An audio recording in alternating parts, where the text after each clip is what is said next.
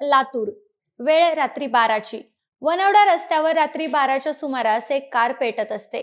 आजूबाजूचे लोक पोलिसांना फोन करतात. पोलीस लगेचच घटनास्थळी दाखल होतात. घटनेचा तपास केल्यानंतर गाडीमध्ये एका माणसाची जळून राख झाली असल्याचं समोर येतं. गाडीच्या डिटेल्स काढल्या जातात. गाडीच्या बाजूलाच एक हातातलं कड दिसतं आणि यावरूनच या गाडीमध्ये जळून राख झालेल्या माणसाचं नाव गणेश चव्हाण असल्याचं समोर येतं.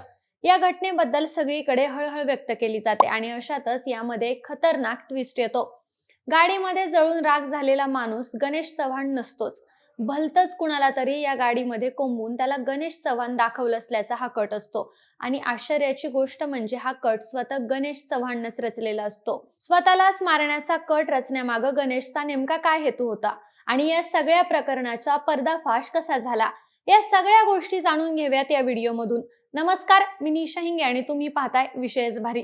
लातूर जिल्ह्यातील औसा इथल्या वनवडा रस्त्यावर रात्री 12च्या सुमारास एक कार पेटत होती. त्या कारला बघून आजूबाजूच्या लोकांनी पोलिसांना फोन केला. पोलीस त्या ठिकाणी आले आणि त्यांनी त्या कारची आग विझवत बाकीचा तपास सुरू केला. या स्कोडा कारमध्ये एक व्यक्ती जळून राख झालं असल्याचं पोलिसांना तपासात समजलं. अजून चौकशी केल्यानंतर या कारचे डिटेल्स काढण्यात आले आणि ही कार गणेश चव्हाण नावाचा एक माणूस चालवत असल्याचं समोर आलं. बाजूला पडलेल्या हातातल्या कड्यावरून या कारमध्ये जळून राख झालेला माणूस गणेश चव्हाण आहे असा प्राथमिक अंदाज पोलिसांनी व्यक्त केला. सगळ्यांनी गणेशला मृत समजून भावपूर्ण श्रद्धांजली देखील वाहिली. गणेशच्या घरच्यांनी देखील एकच आक्रोश केला. हा एक अपघात होता की हत्या हे सांगणं कठीण होतं. याचा तपास करण्यासाठी पोलिसांनी अनेक डिटेल्स काढले. यामध्ये पोलिसांना काहीतरी गडबड वाटली आणि पोलिसांच्या तपासाचं चक्र फिरलं. या हादरवणाऱ्या हत्याकांडात नवीन ट्विस्ट आला. गाडीमध्ये जळालेला माणूस हा गणेश नसल्याचं पोलिसांना समजलं. मग हा गाडीतला मृतदेह नेमका कुणाचा होता?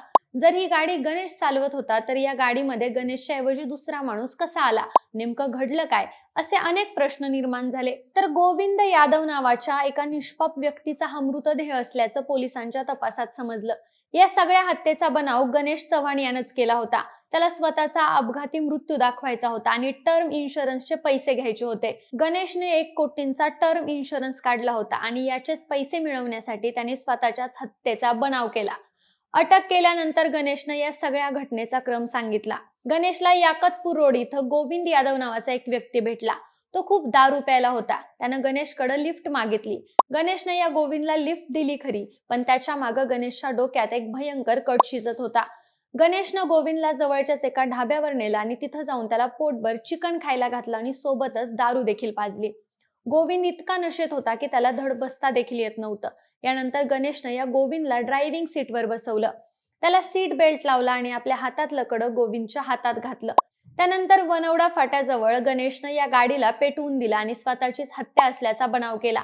हा सगळा कांड करून गणेश चव्हाण औसातून पसार झाला. तो आधी तुळजापूर मोडपर्यंत चालत गेला. नंतर कोल्हापूर मार्गे गणेश सिंधुदुर्गात जाऊन लपला. गणेशनं ठरवलेल्या प्लॅननुसार सगळं झालं होतं. तोपर्यंत गावात गणेशचा जळून मृत्यू झाल्याची बातमी सगळीकडे पसरली होती. गणेश मेला असं सगळ्यांना वाटत होतं. मात्र अशातच गणेशनं एक मोठी घोडचूक केली आणि त्यामुळं त्याचा प्लॅन फसला. गणेशचं लग्न झालेलं असूनही गणेश एका तरुणीच्या रिलेशनशिपमध्ये असल्याचा पोलिसांना समजलं. यानंतर तपास करत असताना पोलिसांना गणेशचे दोन्ही फोन स्विच ऑफ लागले. मात्र गणेशच्या गर्लफ्रेंडला ताब्यात घेत पोलिसांनी तिची कसून चौकशी केली. यावेळी तिनं गणेश 3ऱ्या नंबरवरून आपल्याला मेसेज करत असल्याचं पोलिसांना सांगितलं. या सगळ्या पुराव्यांच्या आधारे पोलिसांनी त्याला ट्रॅक करत कोल्हापूर गाठलं. त्यानंतर सिंधुदुर्गच्या परिसरात गणेश पोलिसांच्या ट्रॅपमध्ये सापडला. यानंतर गणेशनं आपल्या या गुन्ह्याची कबुली देखील दिली. 3 वर्षांपूर्वी काढलेल्या विम्याच्या पैशातून फ्लॅटचं कर्ज फेडण्यासाठी ही हत्या केली असल्याचं गणेशनं स्वतःच्या तोंडानं कबूल केलं. सध्या तो पोलिसांच्या ताब्यात असून पोलीस त्याची कसून चौकशी करतायत. गणेशवर तब्बल 57 लाखांचं फ्लॅटचं कर्ज होतं. हे कर्ज फेडण्यासाठी गणेश गेल्या 2 ते 3 वर्षांपासून अशा संधीच्या शोधात होता आणि 13 डिसेंबरच्या रात्री गणेशला ही संधी मिळाली.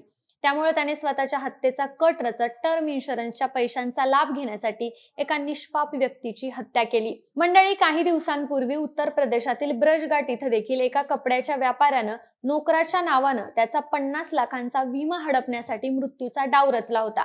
चक्क प्लास्टिकचा पुतळा जाळण्यासाठी त्यांनी स्मशानात नेला होता. मृत्यूचं प्रमाणपत्र तयार करण्यासाठी प्लास्टिकचा पुतळा अंत्यविधीसाठी आणला. मात्र नगरपालिकेच्या माणसांना यांचा संशय आला आणि त्यांचं हे पितळ उघडं पडलं. अशा घटनांमधून लोक पैशासाठी काय करू शकतात आणि कोणत्या थराला जाऊ शकतात याच्या नवीनच कहाण्या ऐकायला मिळतात. बाकी मंडळी, या घटनेबद्दल तुम्हाला काय वाटतं हे कमेंटमध्ये नक्की सांगा आणि सोबतच आपल्या विशेष भारी या चॅनलला सबस्क्राईब करायला विसरू नका. धन्यवाद.